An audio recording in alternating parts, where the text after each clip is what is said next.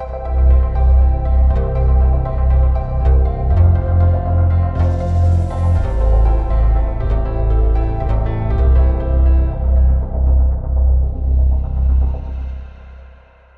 name is Gili Rosenberg. I'm a researcher at 1Qubit. It's a quantum software company out of Vancouver in Canada.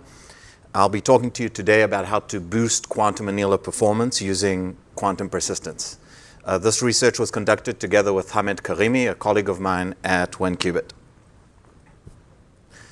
So in this research, we introduced a new method for reducing variables in qubos using quantum annealing. Using the method improves all the success metrics of the quantum annealer compared with using the quantum annealer alone, even while using less anneals. The method can be used for both Chimera graphs as well as embedded graphs. So we see it as a general purpose method for using the quantum annealer. We call our method IQP-VAR, which stands for Iterative Quantum Persistence Variable Reduction. So fixing variables to their values in the optimum results in smaller effective problems, which are easier to solve. That's something we like. In the Ising-based approach, fixing a variable adds a constant term to the Hamiltonian, to the energy, and shifts the biases of the neighboring spins. It's possible to fix variables classically, and there's a large body of work on this. In particular, there's exact and heuristic methods. An example of an exact method is fixing variables based on weak and strong persistencies. An example of a heuristic method is fixing variables via thermostatistical persistency. In this method, they utilize simulated annealing to fix variables whose values remain constant as the temperature is decreased. Our motivation for this study was a figure like this, which we call the Quantum Barcode. Basically, the observation was that in the quantum annealer sample, often variables have the same value in all or most of the solutions. To illustrate this point, this figure shows a quantum annealer sample with 500 anneals for a chip that has 1,100 qubits. Blue represents values of +1, and red represents values of -1. So along the y-axis, you have the 500 solutions, and along the x-axis, you have the 1,100 qubits. And one can easily see common vertical features. Now let's mark the variables that have the same value in all of the solutions. You see that almost half of the variables maintain their value in the sample. This motivates the idea that perhaps those same variables have those values in the optimum. This is the basic idea behind our method. It's easy to understand. Let's consider again the original sample I showed you and see how we improved our method in two ways. First, we improve the properties of our sample. We do this by trimming down the sample such that we only consider the lowest energy states. For example, we can look at only the 20% of the lowest energy solutions. We refer to this threshold, the 20%, for example, as the elite threshold.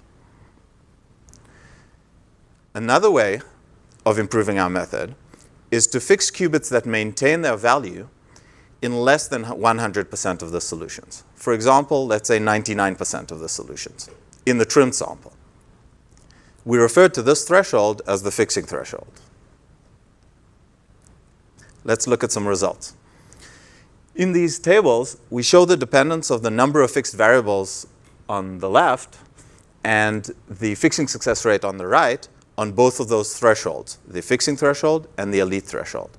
I'll remind you that the elite threshold controls the trimming of the sample down to the lowest energy states, and the fixing threshold controls what proportion of the solutions a variable must be set to a certain value in order to be fixed.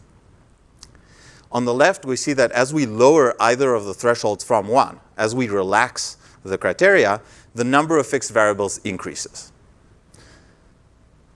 On the right, we define the fixing success rate as the percentage of problems for which all variables were fixed to a value in the optimum.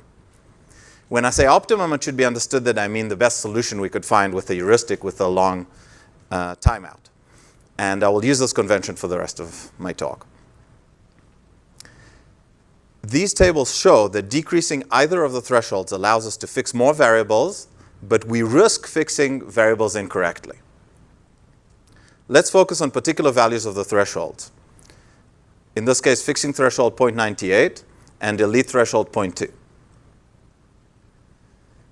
So we're looking now at detailed results for that fixing threshold and that elite threshold.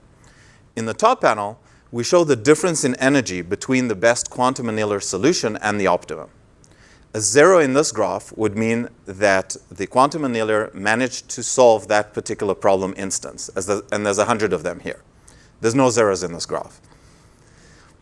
This means that the quantum annealer was not able to solve any of these 100 problems to optimality with 2,500 anneals. In the middle panel, we show the difference in energy between the optimum before and after fixing variables. A 0 in this graph means that the method fixed all of the variables that it fixed correctly. In the two cases for which it did not, where you can see the value was 2 instead of 0, the residual was low. It was only 2. 2 corresponds to the first excited state for these problems. Finally, in the lower panel, we show the number of fixed variables for each of these problem instances. The average was 732, as we saw in the table in the previous figure.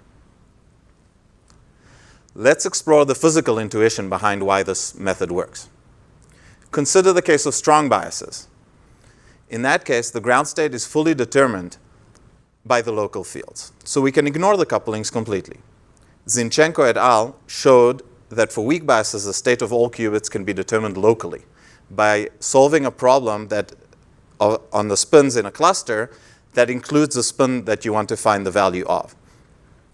The cluster size for that local calculation is determined by a correlation length. That correlation length scales inversely with the standard deviation of the biases. So as the standard deviation of the biases increases, the correlation lengths are shorter. In this case, the state of the central spin becomes uncorrelated with the values of the spins on the boundary. Let's look at the figure on the right. Zinchenko et al. Also measured the response of the central spin, averaged over different boundary conditions. That's the B over there. And averaged over disorder, which is the H here, different Hamiltonians. The response depends only on the standard deviation of the biases and on the length scale, the correlation length. As seen in this figure, it decays exponentially with some length scale. As a result, each cluster will align with its effective local field with some high probability. Some of these clusters will experience larger effective fields. Those clusters will be more robust under perturbations. A good low-energy sampler can observe and detect these clusters. This could explain the existence of spins which maintain their state in the low-energy samples obtained from the quantum annealer, as we saw in the quantum barcode. Based on this physical intuition, if we increase the standard deviation of the biases, we'd expect the correlation length to become shorter, and then the method should fix more qubits. We tested this hypothesis. We ran an experiment in which we fixed the couplers and chose the biases from an increasing range. And indeed, we observed that the number of fixed variables increases, as you can see in this figure. Each curve corresponds to a different elite threshold. You can see that the lowest elite threshold fixed the most variables, which corresponds to what we saw earlier in the tables. So relaxing the thresholds allows you to fix more variables. To enhance this method further, we apply it repeatedly. We notice that the graph structure of the effective problems after applying the method is significantly simpler than the graph structure of the original problem. In particular, the largest connected component size is smaller, the tree width is smaller, and so on. Classical preprocessing can benefit from the simplification of the graph structure. For this reason, after each step of the method, we apply classical preprocessing to fix more variables. In particular, the classical preprocessing we used employed roof duality and weak-strong persistency to fix variables. In addition to this, we can fix additional qubits by using correlations, something that I will describe shortly. Let's look at some results for this iterative method on Chimera structured problems. We generated 100 problem instances for each problem set, each of which corresponds to a row in this table. The definition is here. UN gives you J and H, the couplers and biases that are chosen from minus n to n discretely. So U2 corresponds to choosing from -2, -1, 0, 1, and 2, and so on. So U100 are high precision problems. First, we tried to fix variables just with the classical preprocessing. And you can see how many variables it fixed in column 0. It was very few variables, 1% or less. In the rest of the table, we show the number of variables fixed in each of 4 steps of using our method. For each step, we show the number of variables fixed by the method, which is denoted by M, and the number of variables fixed by the classical preprocessing, which is denoted by C. It can be seen that the classical preprocessing is able to fix many variables, actually, but only if it's applied after our method and not before. The last column shows the total number of variables that was fixed in these 4 steps, and you can see that almost all of the variables were fixed. On average, 87% here. So we've seen how many variables our method fixes. But what about the success metrics, which is what we care about in the end? We compared the success metrics for the quantum annealer alone on the left with the success metrics for our method with the quantum annealer on the right. Let me define the 3 success metrics we have here. The success rate is the percentage of problem instances for which the optimum was observed at least once. The residual is the mean energy difference between the lowest energy found and the optimum. So we want it to be low. The frequency is the mean frequency of the optimal energy in the quantum annealer sample for problem instances in which the optimum was observed at least once. We want this to be high. The more times you see the optimum, the lower the R99 would be.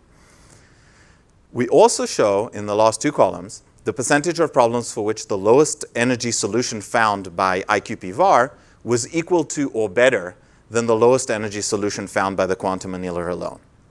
The final column shows the method fixing success rate, which I defined earlier. Our method shows significantly better success metrics. In particular, the success rate was much higher, the residual was much lower, and the frequency of observing the optimum was much higher. Notably, except for the lowest precision problems, U2, the frequency for just the quantum annealer was negligible, even with 50,000 anneals, whereas with our method, it was in the hundreds.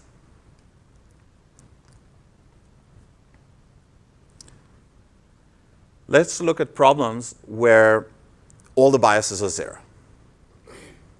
In this case, there's a Z2 symmetry. This means that for every state, if we reverse all the spins in that state, we reach a state with the same energy.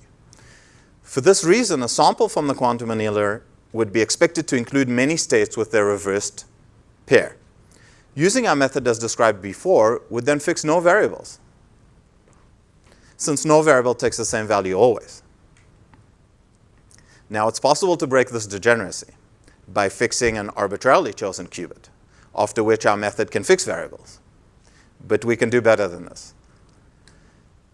Instead, we fix a cluster of qubits which have perfect correlation in low energy states. We do this by obtaining a sample from the quantum annealer, then finding all the pairs of perfectly correlated qubits and fixing the largest cluster of these correlated qubits. Let's look at the results for these zero bias problems. These problems are known to be harder than the problems we looked at before, which had non-zero biases. But our method is still able to fix many variables. In step 0, the largest correlated cluster was fixed, as I described before. In the rest of the steps, the method is as described before for the non-zero bias case. We see that the number of fixed qubits per step increases here, whereas for the non-zero bias problems, it decreased. The reason behind this is that as more qubits are fixed, they induce non-zero biases on the neighboring qubits. And the resulting problem becomes increasingly like the non-zero bias problems. And in the non-zero bias problems, we can fix many variables. So as it becomes more like the non-zero bias problem, we fix more variables. Let's look at the success metrics for our method plus the quantum annealer compared with just the quantum annealer alone. We see that the success metrics for IQP var on the right were all improved versus the quantum annealer alone, except for the highest precision problem set, U100. Notice that the quantum annealer was only able to solve 2 problems from the high precision sets, U5 and above, for each of which the optimum was only observed once in 50,000 anneals. In comparison, the frequencies for IQP-var were much higher, in the tens, hundreds, or thousands. What we've looked at until now was Chimera-structured problems.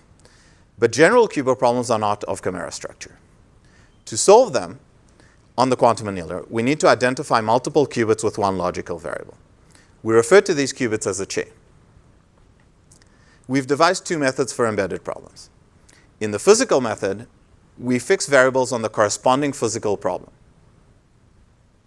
as described before. In addition, we have some criteria for fixing a whole chain, based on our knowledge that all of the physical qubits in the chain are identical. For example, if we fixed most of the qubits in a chain, we can then fix the corresponding logical qubit. In the logical method, we obtain a sample from the quantum annealer for the physical problem, as before. But now we translate the sample into a sample on the logical variables. We do this by repairing the broken chains, for example, by majority voting. Then we fix logical variables in the logical sample using the same method as described before. So we have 2 methods. A challenge in studying the performance of our method on embedded problems is the large range of problems available, as well as the necessity of controlling the parameters, given our objective of studying the dependence of the method on the precision of the couplers and biases. In order to perform a case study, we obtained an adjacency matrix for a particular problem on which we generated random problem instances. The problem we studied was an optimal trading trajectory problem. In the OTT problem, the objective is to maximize the returns of discrete financial assets, given forecast returns and risk, and taking into account transaction costs. We chose the largest problem instance that could be embedded on the chip available to us.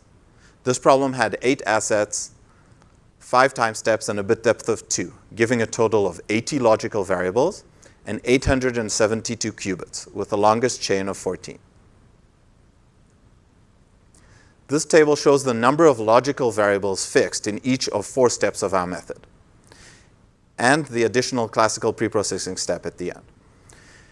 In this case, classical preprocessing was unable to fix any variables at all, initially, which you cannot see in this table. It would have just been a column of zeros. The top half of the table shows the results for the logical method, and the bottom half shows the results for the physical method. Around half of the variables were fixed, and more could be fixed by performing more steps of the method or by tweaking the parameters further. Let's look at the success metrics for these OTT problems.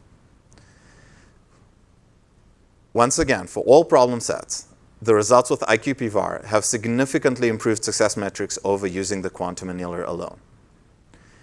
In particular, the frequencies are higher by 2 to 3 orders of magnitude, which would result in much improved R99s.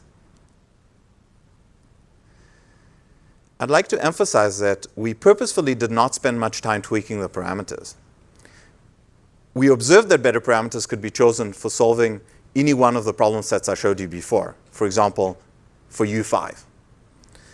But our intent was to choose good general purpose parameters and to avoid overfitting. To summarize, our results clearly show better success metrics for both Chimera problems and embedded problems, even for high precision problems that appear to be very difficult for the quantum annealer. Our intuition is that the quantum annealer is better at finding low energy states than it is at finding optima. For difficult problems for which the expected number of occurrences of the optimum is low, looking only at the lowest energy solution found by the quantum annealer does not make full use of the information in the sample. It appears that the sample contains additional information about the structure of the low energy states, information that allows our method to boost the performance of the quantum annealer. For more details on our method, please see our preprint on the archive. Thanks for attending my talk, and I look forward to your questions. Any questions for Gili? I didn't really understand why you would stop at 4 iterations of your method. Is there some heuristic or rule that you use, some decreasing productivity gains that you get that you stop at, or do you just keep going until you hit your hard limit of the number of qubits you're using? So I'll answer you like this. If you were to use more steps, you would fix more variables.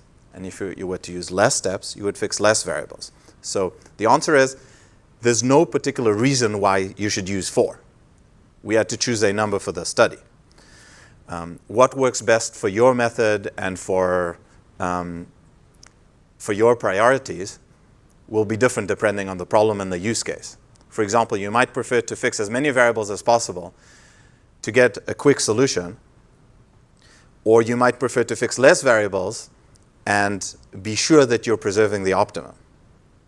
So it's a very valid question, and like the other parameters in the study, the elite threshold and the fixing threshold and the number of anneals, the number of steps, we haven't tweaked these in any way, which I think enhances these results, because we did not overfit the data in any way.